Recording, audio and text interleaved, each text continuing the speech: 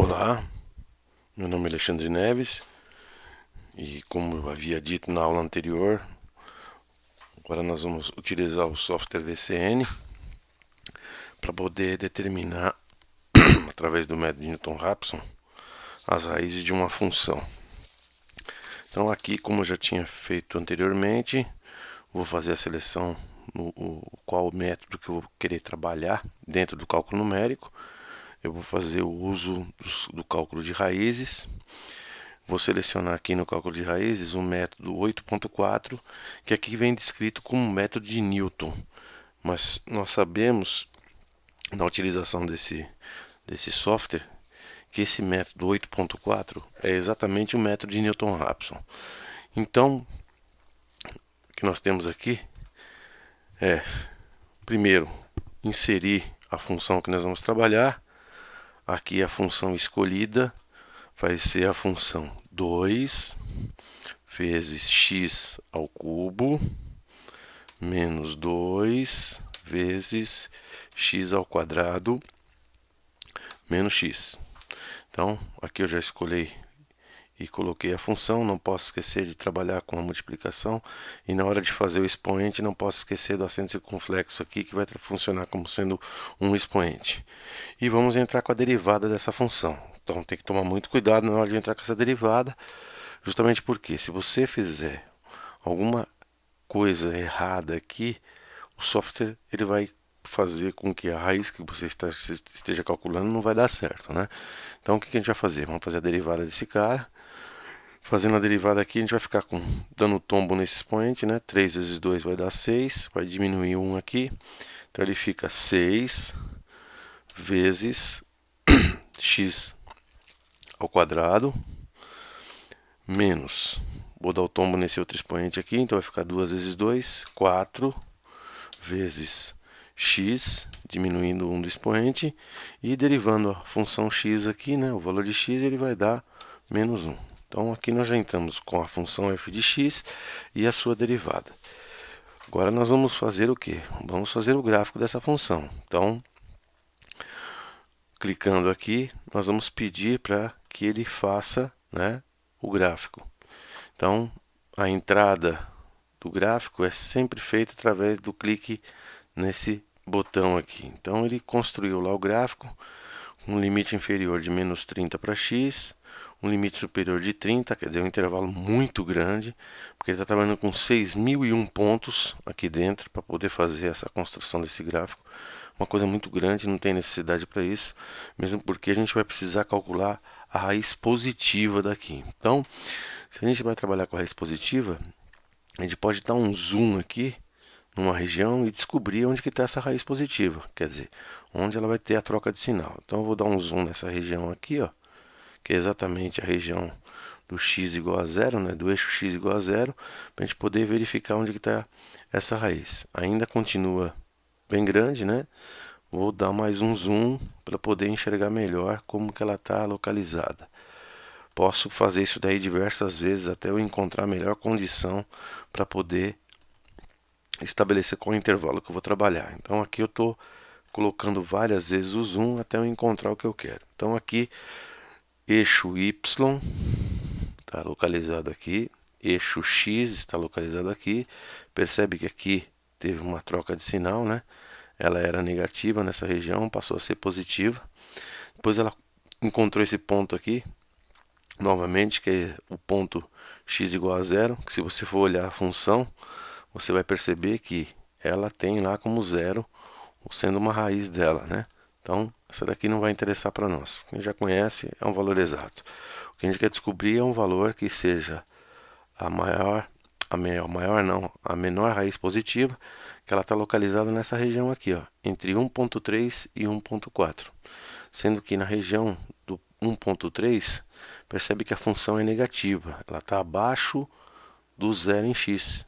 E no 1.4 ela passa a ser positiva. Então nós temos aqui um valor que está intermediário entre 1.3 e 1.4. Então o que eu vou fazer agora? Vou voltar lá no principal, né, para poder fazer a escolha do elemento que eu vou trabalhar. Só lembrando que está localizado entre 1.3 e 1.4, eu tenho que fazer uma seleção aqui E não posso esquecer que no critério de parada, quer dizer, o erro que a gente vai estar calculando, ele vai ser um erro com absoluto, tá? Então não vai esquecer isso daqui. O erro que nós temos aí é um erro de 0,0001. Então nós vamos trabalhar aqui com 3 casas. Se você for diminuir o número de casas, basta você fazer a redução aqui. Então se a gente trabalhar com 0,001, vai ser um resultado. Se você quiser aumentar a precisão, basta você mexer nessa caixinha aqui. Então vamos fazer uma execução passo a passo, quer dizer, ele vai mostrar qual que é a solução aqui dentro da tabelinha que todo mundo reclama, né? Não consegue fazer, mas também não acompanha e nunca tentou fazer. Então vai ficar reclamando mesmo. Mas problema de quem está reclamando, não quero nem saber. Vamos trabalhar aqui com o nosso x inicial. Eu tenho que escolher entre 1.3 e 1.4. Eu vou fazer uma seleção aqui pelo 1.4, como poderia escolher pelo 1.3, mas usando aquele critério que nós vimos no vídeo anteriormente, a função e sua derivada segunda, fazendo a multiplicação entre elas, ela tem que ser um número maior que zero. Eu fiz um cálculo aqui da função f de x e encontrei o que? Encontrei que substituindo o valor de 1.4, a função f de x vai me dar 0,168. Substituindo o valor de 1.4 na função, na derivada segunda dessa função, que é 12x menos 4, esse valor vai dar 1,68. Os dois positivos, quer dizer que ele vai convergir rápido, né? Porque eu tenho os dois elementos positivos e na hora de fazer a multiplicação ele também vai se tornar positivo. Então agora nós vamos começar a executar esse cálculo como? Através do botão calcula. Então quando eu clicar nesse botão, ele já vai fazer o que? Traz esse 1.4 para cá. 0,168 é exatamente o que? A substituição do 1.4 na função f de x. E 5.16 vai ser a substituição do 1.4 na derivada da função. Percebe que nessa primeira iteração não tem erro, porque não tinha valor anterior, né? Então ele não vai fazer nenhum cálculo porque não tem nenhum valor anterior. A partir da próxima, pode perceber que aqui embaixo ele vai trazer o que ele está utilizando para fazer a forma interativa. Você vai clicar novamente nesse botão e ele vai fazer o que? Ele vai trazer o valor de x, né? Que no caso aqui seria o x2, que é utilizando esta fórmula aqui, né? Então, se eu substituir 1.4 menos o que eu tenho aqui como f de x sobre a minha derivada, o resultado dessa operação, em cima dessa fórmula aqui, está me dando 1.36744, e vai embora. Então, esse resultado aqui é o resultado do x da segunda iteração. Quando eu substituir esse valor em f de x e f' de x, eu vou ter o quê? Vou ter esses novos resultados aqui. E agora eu vou ter um erro, onde eu vou fazer o meu xn menos meu xn menos 1. Como que eu fiz? Pego esse xn aqui, que ele chama de xn, no vídeo a gente chama de xn mais 1, mas vai ser a mesma coisa. Pego esse cara, subtraio desse cara e ele vai estar em módulo. Então em módulo vai dar uma diferença de 0,032558. Ele ainda é maior que a precisão. Então quer dizer que eu tenho que continuar numa próxima iteração.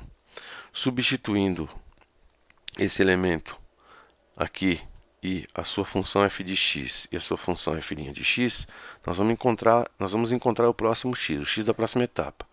O x da próxima etapa vai ser o quê? 1.366, fazendo a substituição em f de x, f' de x, e vamos determinar aqui também o erro, né?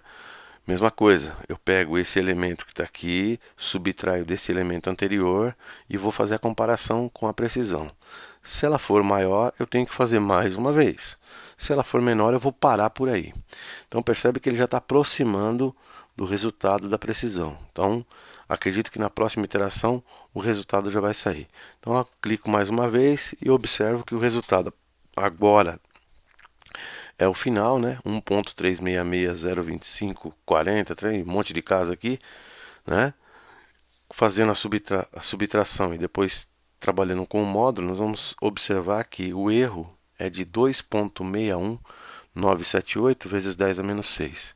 Então nossa raiz ela vai ser de 1.366025.4, que é exatamente aquilo que a gente estava procurando dentro daquele intervalo do 1.3 e 1.4. Então, com 4 iterações, nós chegamos no resultado. Então, percebe que esse método ele converge rapidamente, né?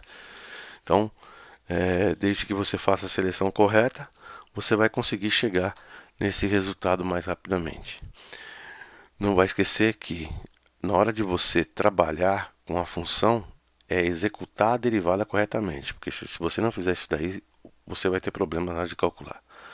Espero que vocês tenham entendido, tenham gostado do vídeo e com certeza vocês não vão poder usar isso aqui na prova, mas para os dinossauros aí que continuam trabalhando cálculo numérico sem fazer uma apresentação, sem mostrar alguma nova ferramenta, né? Fica a dica aí para poder fazer o download desse software, que é um software muito interessante para poder trabalhar. E vamos agradecer também aos professores da PUC de Minas que desenvolveram esse software para a gente. Então, dá um like aí no vídeo e até a próxima.